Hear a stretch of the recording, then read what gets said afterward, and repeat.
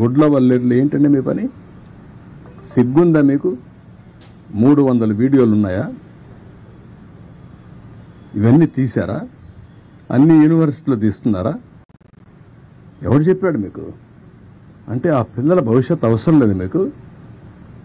ఓసారి అక్కడ జరిగిన సంఘటన పట్ల పిల్లలు ఆవేశంగా ఉన్నారు. ఆవేశంగా ఉంటే రాజకీయ నాయకుడిగా, ఒక ఎల్డర్లుగా నా బాధ్యత ఏంటి?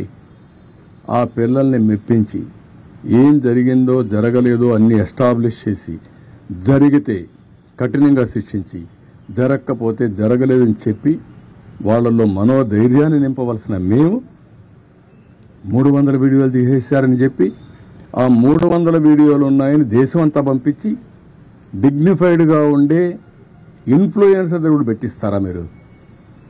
ఏమనుకుంటున్నారు మీరు? ఒళ్ళు దగ్గర పెట్టుకోవాలా. ఆడపిల్ల శీలాన్ని లెక్కలేని విధంగా మీ ఒక్కొక్కరు మనం చూస్తున్న ఆ పార్టీలో ఎలాంటి చరిత్రహీనులు ఉన్నారు. ఆడబిడ్డల పట్ల ఎంత దారుణంగా ప్రవర్తించే ఉన్నారు మనం చూసాం. కనీసం వాళ్ళపైన యాక్షన్ తీసుకోకుండా ఏమీ లేనిది ఇక్కడ నెపమేసి ఆడబిడ్డల భవిష్యత్తుని అంధకారంలో పెట్టే పరిస్థితికి వస్తున్నారు. కబద్దారు గుర్తుపెట్టుకోండి. అందుకే నేను ఒక టాప్ లెవెల్ ఎక్స్పర్ట్స్ కమిటీ వేశాను, పోలీస్ ఆఫీసర్లు వేశాను. నిగ్గుదేలుస్తాం. అది నిగ్గుదేల్చడమే కాదు, ఆ తర్వాత ఇలాంటి తప్పుడు కేసులు పెట్టిన వాళ్ళు కూడా నోటీసులు చేంజ్ చేయాలని చేస్తాం.